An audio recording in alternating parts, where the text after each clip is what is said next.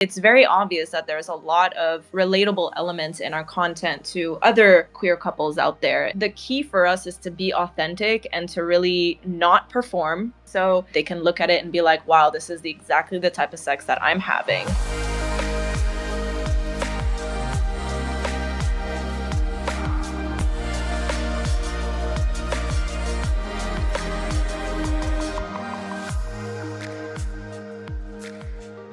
Welcome back to On the Horizon. This is Melrose Michaels. I am your host, and I'm here to share what's worked for me in building my adult creator business to try to make building yours just a little bit easier. Let's get into today's episode. Today, we are chatting with the Jelly-Filled Girls, and we're going to explore how they create content that feels real and empowering and is geared towards the female audience. They'll share insights on maintaining value inside the industry, how they've built their award-winning brand, and advice for content creators looking to do the same. Let me begin to introduce today's guests, Alessia and Sasha, aka the Jelly-Filled Girls. So the Jelly-Filled Girls were founded in 2019 by married queer couple Sasha and Alessia, started as a response to the lack of authentic WLW, women loving women, adult content. They quickly gained popularity with over 1 million views in their first month and have since earned 2 Pornhub awards and 86 million video views. Known for their focus on female pleasure and genuine queer connection, their content resonates with women and the LGBTQ plus community worldwide. Beyond producing, they advocate for self-love, women's rights, and LGBTQ plus issues, expanding across multiple platforms while exploring new projects to challenge the stigma and foster inclusivity. Thank you so much for joining us, guys. I'm so excited to have you on here. Hi, can you hear us? Yes, we can. Welcome. Hi, thanks for having us. Yeah, thanks for having us. It's such an honor. This is so exciting for me because I've followed you guys for a long time and I've kind of seen you grow and become what you are. And it's really been amazing to watch. Oh, that's beautiful. I love that. Thank you. You're so welcome. I want to jump into this. I want to kick off just because I'm such like a brand and marketing junkie. The fact that you guys have built this brand and like named it the Jellyfilled Girls, I want to know a little bit of the backstory on that. And then also just for those of, the listeners who are coming here and who are less familiar, if you could kind of give us the backstory on how the Jellyfilled Girls came to be as a brand, I think that'd be a really cool place to start. Of course, yeah. Yeah, I mean, it was kind of a fluke. Like this was going to be kind of temporary for us in the beginning because we were just, living paycheck to paycheck. And we were like, we watch porn and we see what's out there and we see other amateur couples doing, making videos. So we realized that they're actually making money from it. So we were like, we want to buy a house in the future, maybe save up a little money for a down payment at the time. So we gave it a try. And thankfully, my wife has editing experience and camera equipment already. And it really worked out. Like you said in the intro, it took off. After 1 month, we had 1 million views. And everyone kind of just wanted more because of, what we were putting out there and the lack of that in the community. They just wanted it like so badly. So we just kept going and we haven't stopped since. Yeah, I guess the approach that we took was like very different from what's already out there. Yeah. We decided to take a very authentic approach to the way that we create content, meaning that we showcase our actual real life intimacy on camera. And we just decided, we're like, let's put something together, let's just be ourselves, just record like our real life sex and just put it up there, just see what happens. Because when we were porn consumers ourselves, we couldn't find anything that was appealing to us. We were having a very, very hard time finding content that actually felt like relatable to us and to the type of sex that we have. Mm-hmm. So we were like, let's just be ourselves and put it out there and see how people respond. And if we make a couple bucks from it, cool, and then we can stop if anything. But then the first video we put up got like 1 million views in less than a month, in just a matter of weeks. And then people were hungry for more and they were like, holy shit, I've never seen anything like it before. You have to keep going. You have to give us more. When's the next video? And the majority of them were actually queer women. And we immediately got featured on Pornhub front pages, and we've been consistently getting featured ever since. So we decided, we're like, this might not be such a short-term thing after all. So we Yeah. kept going and eventually dropped our day-to-day jobs and turned this into basically our lifelong career. That's amazing. And Yeah. this thing that you keep mentioning is like, it kind of, I mean, to put it in business terms, you spotted a gap in the market because you couldn't find what you were Mm-hmm. wanting, you know? Exactly. Yeah. And you guys have a unique audience in porn because you're predominantly female and queer, which is a rarity in our It space. is 70% women. Yeah, that's so wild. So when you're catering to this demographic, is there something that's different to your process, or is there something different to how you shape your content since it's more centered around like the female gaze, for example? Oh, absolutely. So basically, what we do is we keep them in mind at all times when we create content. We basically, the type of sex that we have is reflective of what. I'm not saying like every queer couple out there has the exact same sex that we do or share the same intimacy that we do, but it's very obvious that there's a lot of relatable elements in our content to other queer couples out there. It very closely resembles a lot of the sex that they're having. So just the key for us is to be authentic and to really not perform and just be completely real. Just forget that the camera's there to the best of our ability and just be completely ourselves. And that typically really, really resonates with our audience because they can sense the authenticity of it. They can relate to it. They can look at it and be like, wow, this is exactly the type of sex that I'm having. Like that, so this must be real.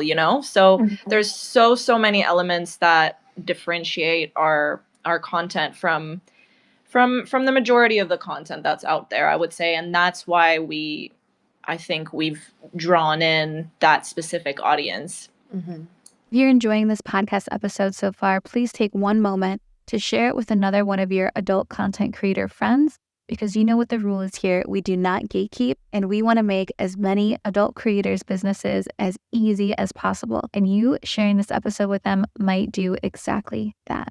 Thanks so much in advance. Do you feel that your queer, like your female and queer fans engage with you differently than your male fans might? Because I'm curious if there is a difference. And then also, how has that shaped like the boundaries that you might need to set with fans? Because you Yeah. guys are super involved with fans. Like I see your sticker posts, like you answer all these questions, you're super responsive to your fans. Yeah, we love interacting We with love them. doing Q&As. We do Twitch streams. We go live for our subscribers on IG. Yeah, we try to interact with them as much as possible. And I find that they're very, the women fans and versus the men fans are very different, and we have to set different types of boundaries with each of them because they kind of come into our OnlyFans in different ways.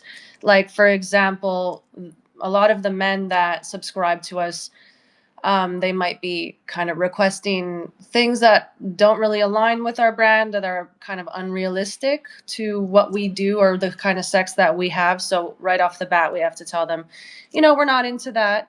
Thank you for the suggestion, but we're not into that. And we kind of set the tone right away in our DMs with them. Mhm. And a lot of the fans that we have that are female, they kind of, I would say, overshare Yes. a little bit, but it's we love them, but the boundary that I find that's the most often with them is that we have to set a boundary that we don't exactly, We're not besties. we don't have the time to one-on-one take on like a bestie role or maintain a relationship with yeah. them. Yeah, they're a lot Yeah. more chatty. They overshare a lot, and it's just so different. But as well, like I would say, men come in sometimes asking for like, when are you gonna feature a man in your content? Like as if it's only a matter of time that that's gonna happen. They don't quite understand the concept of like, a real couple actually just being completely authentically themselves on camera and not putting on an act, not being at the mercy of their gaze. So it's quite interesting to see the differences in the approach that we get between both genders for sure. Do you guys, because you guys are being authentic with in just sharing your sex online, do you feel that that kind of leads people to feel any entitlement to your relationship in that way? Because you're being your relationship essentially online. So I wonder if that gets blurry. Oh yeah. I mean, we get entitled.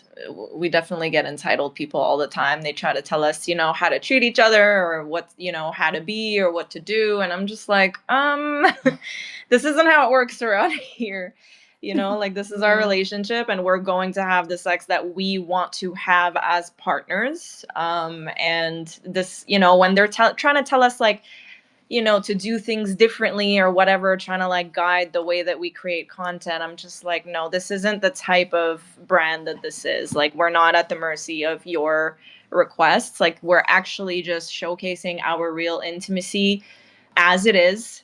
We're not modifying any elements for you to for you to fulfill your specific fantasies or anything like that. So just take it or leave it kind of thing. That's the approach that we take most of the times. If you don't like it, well, there's a plethora of other content out there that you can enjoy, but Yeah, and I find like on your profile on your OnlyFans page, you kind of, a lot of creators put kind of a menu of what they do or what they offer.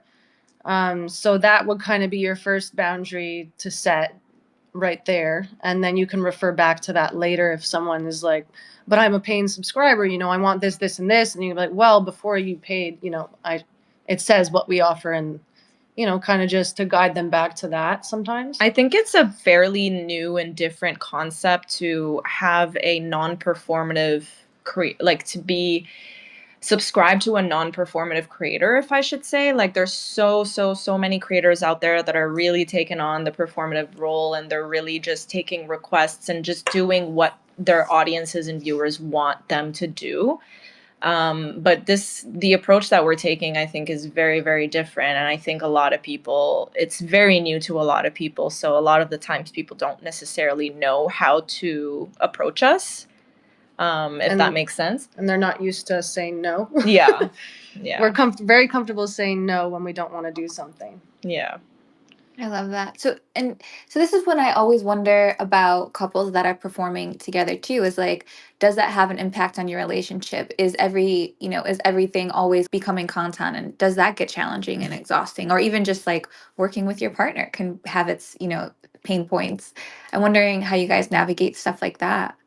I would say our content is like a small part of what we show of our, we have our on-camera sex, our off-camera sex, that's the same, but we don't put everything, all of us, out there. We keep a lot to ourselves, and I think that's great for our relationship. And what's also huge in what we do that helps tremendously in our relationship is the fact that we don't show our faces. I mean, we show lips, but from the nose up, we obscure.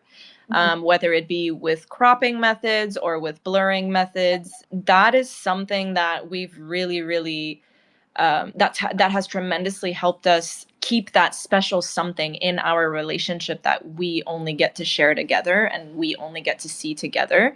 So it's really nice because it's that one little intimate thing that we get to keep for ourselves and we don't share with the world, which makes us still feel like we have something that's to ourselves. And because there's most people just put everything out there, but just keeping those elements for us really makes a huge difference, I would say. And also like time management. Of course, in the beginning it was hard to kind of like you said, the lines are a little bit blurry because it's like, well, we're having sex now, should we whip out the camera and start filming it? It has happened a few times where we were like, okay, this is so hot, babe, let me just grab the camera real quick and record it. Maybe we'll record like a tiny little part of it and then just offer it for like people who have their renew on as like a little bit of a bonus content. Like maybe we'll just take like a quick 2-3 or maybe even 5-minute hot part that's happening in the sex and just offer it for specific subscribers as bonus, like I said, and then put it away and just continue having our own own sex. So over time we've learned to kind of figure out how to work with both off camera and on camera. It took some time for sure. Yeah, I feel like that would take a little bit of like one, trial and error, but then also just because this is a business too, right? Like you're profiting on this. So like how do you build the business in correlation with this? Like, what kind of conversations were you guys having? Like, what kind of goals were you aspiring to? Because it came about because of necessity. It sounds like there was a hole in the market. You guys decided to put stuff out there, see how it did, see what could happen. Market decided, which is always the best way. And then you guys went from there. So like, what goals did you guys set out beyond that, or how did you have these conversations? Like, how did it become this business that it is? In the beginning, it was really tough because we blew up during COVID so quickly and unexpectedly too, right? We weren't even expecting to turn this thing into our whole career. So it was really, really hard in the beginning to navigate. Everything was happening so quickly, so fast, so intensely. So it took us a minute, but with time, we realized that if we just set aside a specific day a week that we know we're going to shoot content, we can at least prepare for that mentally. We can organize our week better. We can organize our time better. And then when we sit down and have the conversation of like, what do we feel like filming, we kind of just talk to each other about what are we in the mood for? Are you in the mood for strap? Are you in the mood for face riding? Are you in the mood for, a little bit of tribbing, BDSM? Like, what are we in the mood for? And we talk about that openly as a couple. And once we've narrowed down what we're really in the mood for, then we'll shoot exactly that. And if it so happens that like multiple weeks in a row we're into strap and we want to strap, we're really in a strap phase, we're going to shoot exactly that, but then we're going to schedule it in a way that offers a really nice rotation for our fans so that they don't constantly get strap content back to back to back and get tired of it, So because I know not everyone's into strap and not everyone's into tribbing, not everyone's into face riding, So we kind of decided, we've kind of learned how to like time manage ourselves and our relationship in a way that still feels authentic, but that makes sense with our on camera and off camera lives. And I find that we're very like consistent. We schedule our content out the same day of the week, the same time. Everything is very consistent, and our fans know what to expect, what days, and at exactly what times. So I think like business wise, the way that we've set up our brands and the content to go out is exactly the way that we want it to be. And we're ahead of schedule, which is great too. Yeah, we're always trying to make sure that we're 3 months ahead of schedule as well, so that God forbid anything happens or we need a little bit of downtime or we want to take a vacation, we're set and we have the liberty of doing so. That is so important. I'm the same way, and I like the idea of like that safety net to buy yourself time should you need to be a human, Exactly. I mean, life Totally can get get in that. the way too. You never know, right? And this Yes. is our way to sustain ourselves, so it's important to be well ahead just in case. Yeah. Especially because a lot of creators struggle with burnout. And that is such a term that comes up, all the time in our industry. Just even content creation is general, mainstream. It's just so hard to pump out so much new stuff all the time and be Right. consistent. Being consistent is so difficult as it is. So I'm wondering, like, when you're trying to cater to diverse audiences on platforms, diverse platforms, what do you find, or how do you find a balance between managing burnout and just like being like that, the discipline of consistency while still having enough time for yourselves and maintaining your relationship? I think we both had a burnout before. Well, we've definitely, again, this was a really difficult learning curve for us, as I'm sure it is for, like you said, so many creators, especially for me because I'm the editor. Yeah. It's very time consuming. It's very time consuming because of the obscuring the features aspect of our content. So that's very, very time consuming. But some of the things that we've done to prevent ourselves from becoming way too overwhelmed is I've hired a personal editor, like a personal assistant with editing, and also a personal assistant with just admin tasks in general. All the nitty gritty little details of like maintaining your brand, the easy stuff that doesn't necessarily have to do with the creation aspect of it. It's like accounting. Yeah, stuff that's easy to delegate to someone else. Emails, stuff like that. Yeah. And we've learned to delegate that to someone else that we trust. And that took a huge load off of our plates, and it helped tremendously.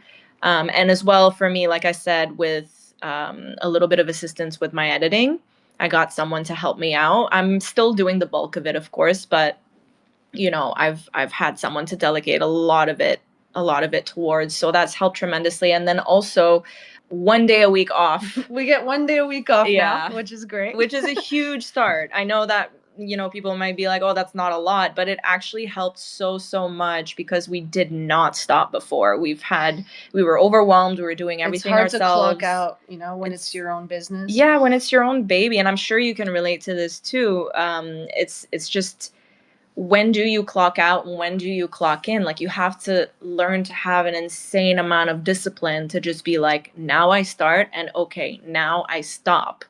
So it's really taken a lot of time and effort and practice to get to that point. But there's still room for improvement, of course, but we're so much farther along than when we first started.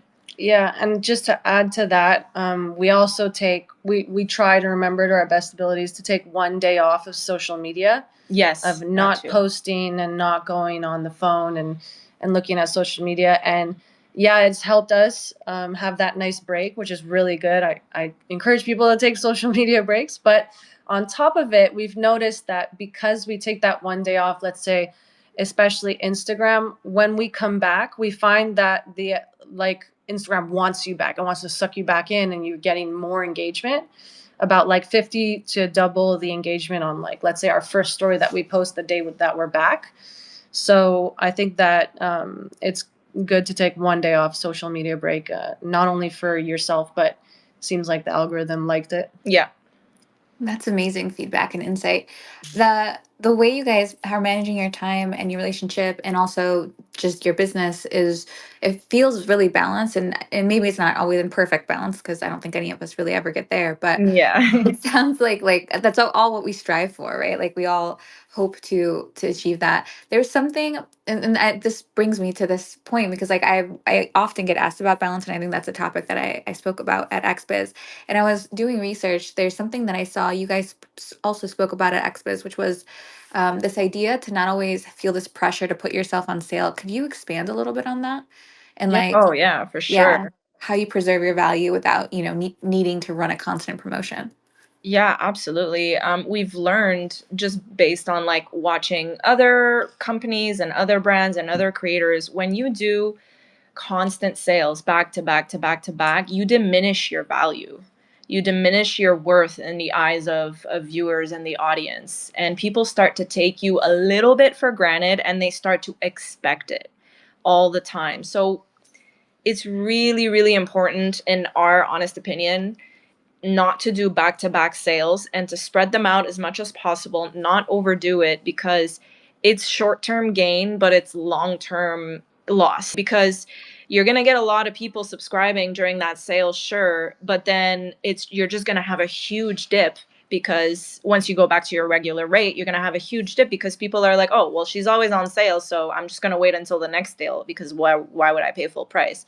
So automatically right there, you're losing in the long run. Whereas if you stay stable and you show people that this isn't something that you're going to get often, they're really going to start understanding like the value and the worth of your brand and of your content, And on top of that, like, for us, people need to understand, I'm talking specifically for us in this particular instance, we are showcasing our real, authentic intimacy, our real relationship. This is not something that, many people do, first of all, but also we're taking a risk on ourselves here. Like, we're putting our relationship, our union together on the internet for millions of people to see. There's a lot at stake here.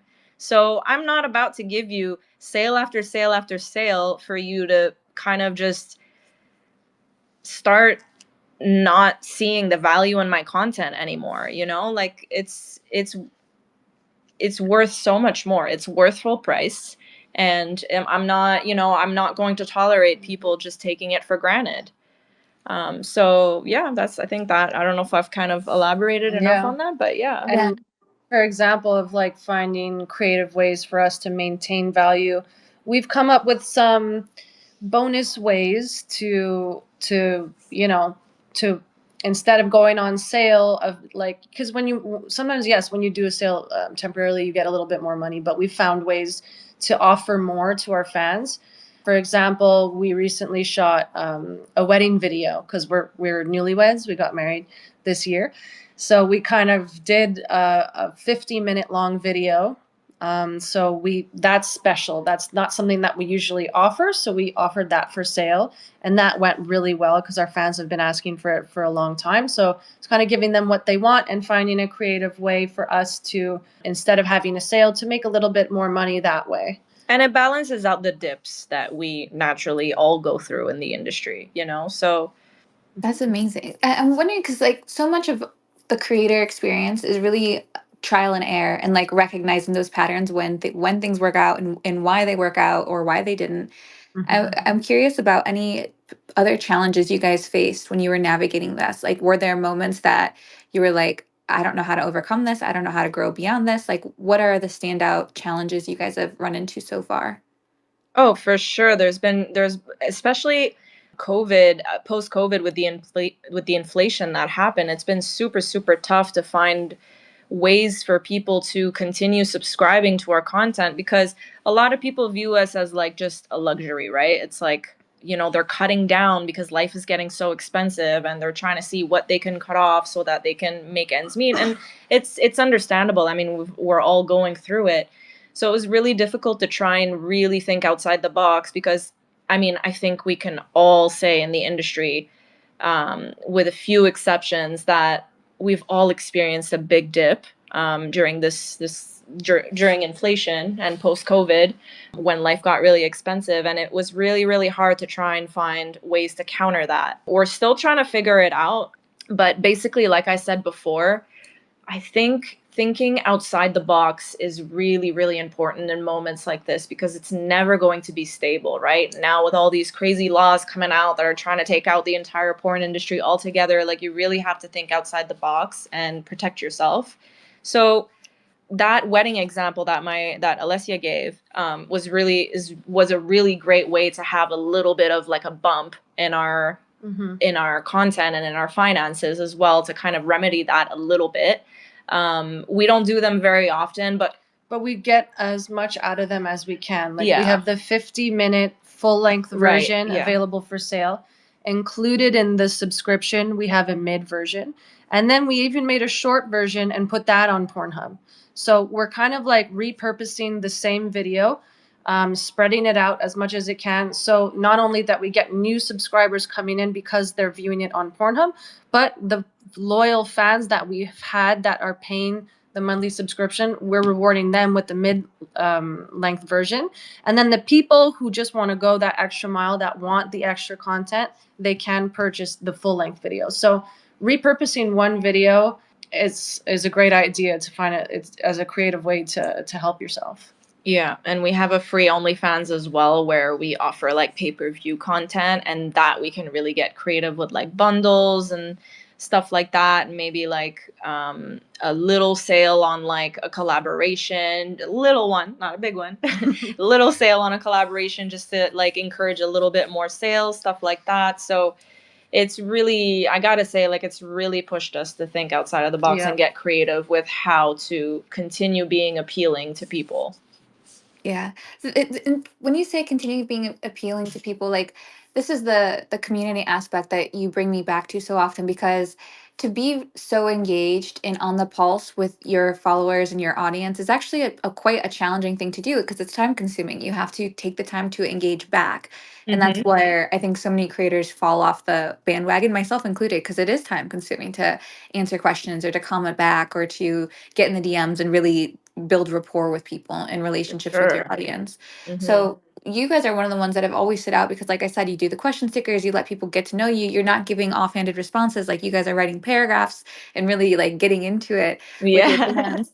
I want to know like what are those key things you guys feel you do differently or maybe just at all that have helped you build such a tight knit community because like you guys have loyal fans and that is what makes all the difference I think at the end of the day. So what is that difference that you guys are providing in terms of engagement with your audience that's causing that? I think one of the biggest things was during COVID when we were doing the Twitch streaming. That was kind of on the safe for work side.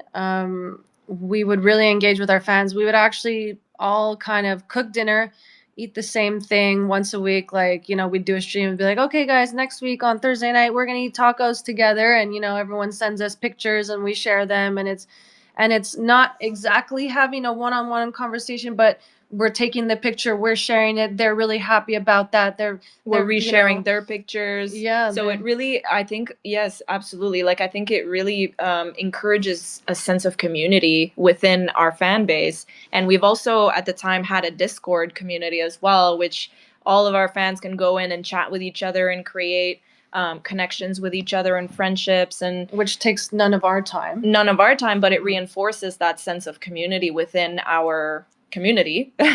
And I think finding ways to have people in your audience connect is such a game changer. Like, I don't know a lot of other creators who do that, but I honestly can say that is one of the biggest things that pulls interaction in, because let's say we drop a picture on Instagram, people are constantly replying to each other's comments and building off of each other's replies, and it's such a beautiful thing to see. But it also really benefits us with all the interaction and that warm sense. It also creates like a sense of a safe space for our fans. Like, so it's really something that I feel is very, very overlooked. That, and it's actually a game changer. Yeah, when you give them spaces for them to interact with each other, one fan might say something about our content that really resonates with another fan, and it's as if they're kind of creating the engagement for Connection. us. The engagement and connection for us, and it's happening naturally. Yeah. See, and this is something that stood out to me personally when I was really heavy in the webcam side, because when you're on cams, you have a chat room and the fans aren't just interacting with you, they're also interacting with each other, right? Like, Exactly. they're telling stories and telling jokes, and just having that like peer-to-peer community being built Yeah. alongside yours. I think creators do lose the I guess perspective on the value in that, because we're used to considering them fans or audience or followers, which is a very one-to-many setting. Exactly. Yeah. Yeah. Versus like a community, which is a one-to-one to one-to-one, one to everybody all the time kind of setting. Oh, And that is the difference for sure. yeah. For you guys, is there, I guess, advice for other creators listening? Because you have such a unique perspective, unique audience, a unique way of creating content because it's for female gaze. Is there advice you would give to creators that are looking to be in that lane, because it is so unique compared to the rest of general adult content?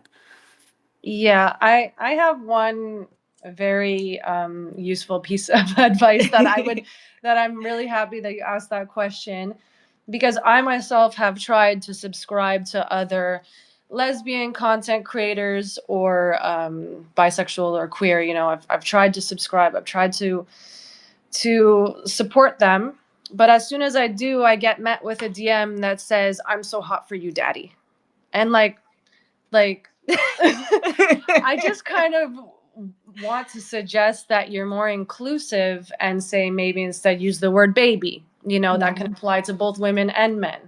That's just one simple, easy thing that you can do. And you're shutting out an entire audience just by doing that, because you're promoting queer content, but then you're catering and addressing your viewers assuming that they're all male. So you're shutting out like an entire audience of potentially queer females that might have otherwise been interested in your content had you not addressed us as if we're male. Just like Alessia. It's very confusing when on Instagram, on Twitter, you're a lesbian, but then on OnlyFans, you're not. Like, you're doing dick ratings, you're doing all these other things. It's very confusing, and it immediately shuts me down. Yeah, and it sends mixed signals too, mixed messages. It's like, okay, like what exactly is your audience? Who are you trying to target? So if you're open to having a queer audience, you have to be more inclusive in every approach, in your DMs, in your menu, and your services that you offer. Maybe do titty ratings or something. Get creative with it for sure. That's such a great piece of advice, and something so overlooked, because the main audience in this industry is men, and everything gets so commoditized, so that that's exactly the way the language is written. That's such a great piece of advice. The only other thing I want to say is, like, is there something maybe we didn't cover that you guys want to emphasize or chat about before we kind of wrap things up? Well, we find that this space could be definitely a lot more welcoming to women audiences. Yeah. Putting You're me on the very spot there. passionate about that, baby. Like, women do want to watch porn. Yeah, I would just say that if you want to, in our experience, I'm always speaking on our experience, but if you really want to stand out from the bunch and you want to be different from the rest, you should And widen your audience. You should definitely keep women in mind, the underlooked, the underrepresented audience. Just women in general. They don't us we're going really, really niche by going queer women, but like just women in general, that's like half the planet. Like a lot of people, a lot of women want to watch porn, and they're actively looking for porn that represents them, that makes them feel seen, that makes them feel like, humanized, and they're not finding it because everything out there is for the male gaze. But I really do believe, I really strongly with my whole heart believe that if porn in general was a more welcoming space for women, more women would consume it. But if you just we're a lot of content creators are in this I would say this cycle that's like, okay, well, men want content, so I'm just going to create more content, but there's so much already out there. Do the thing that's different. Go serve the underserved audience, because they're waiting for people like you to give them something that they want. And the thing that people don't realize, when you do that, you're at a much higher chance of garnering a much more, how do I say this? Like a much more dedicated audience. They're really going to go the extra mile. Women really go the extra mile, and I think a lot of people really overlook the power that women can have in the industry as viewers as well, not just content creators, because women really see things differently and they approach things differently than men. When they see the value and the importance of the work that you're doing, they will go the extra mile to support you, whereas unfortunately men won't. Men have everything at their disposal. There's an oversaturation of content for their gaze.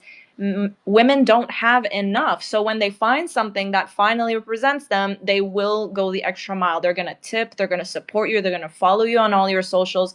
They're going to pay extra for your content. They're going to subscribe to your Instagram. Like, we have some women subscribers that are subscribed to our fans, our loyal fans, our OnlyFans, and our IG all at the same time. That's the same person. Just because they love and support what we do, and because it makes them feel empowered.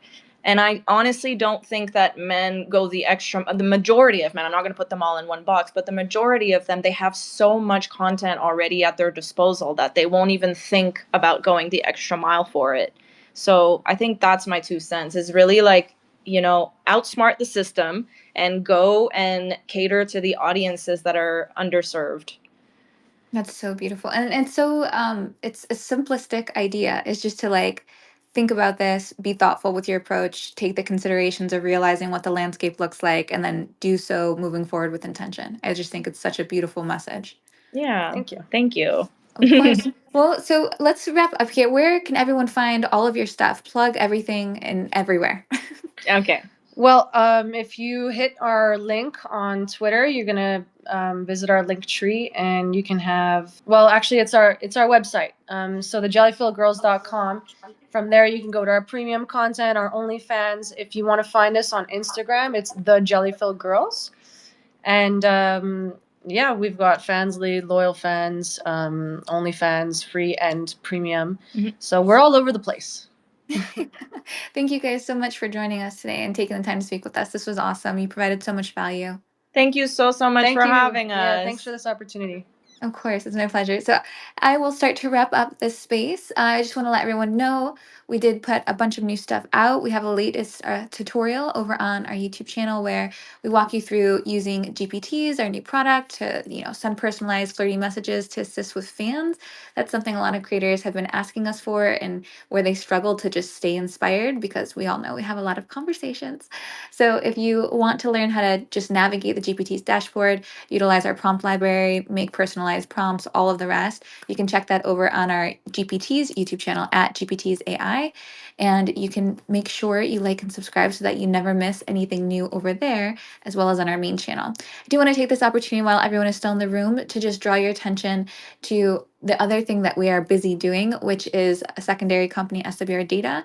In case you're not yet familiar, basically SWR Data is on a mission to survey adult creators like you, because we want to hear your feedback about the challenges you face and how the adult industry can better serve your needs, because our goal is to collect your experiences, opinions, and observations about the current state of the adult industry.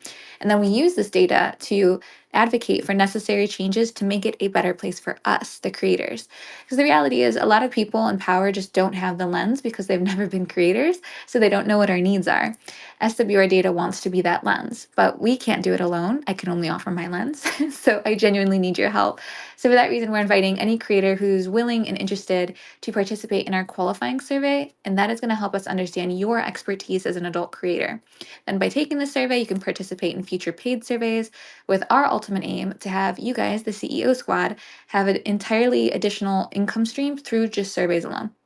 So your experience as a creator is super valuable, and we do think it's time that you got paid for it. So if you're interested in taking the qualifying survey and potentially getting paid for future surveys, just DM us asking for the qualifying survey link, and we will get that to you.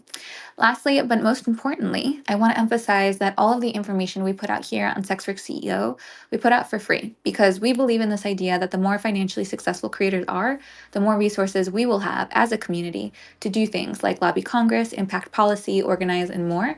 So if you found value in the content you heard here today, and I know you did, please take a second to engage with our stuff, share it as much as possible. Our only ask is that you retweet things so that we can help as many creator friends as we can contact. Our only ask. So please, if you are willing to do that, thank you in advance. Now, this is going to bring us to the end of today's space. Huge thank you to everyone who joined in, and I'll see you in the next one. Bye, guys. It would be absolutely incredible if you rated this podcast 5 stars and left a little review. We want to get this podcast to as many adult creators as possible, and you taking a second to leave a couple stars and a review really helps us do that. Thanks so much.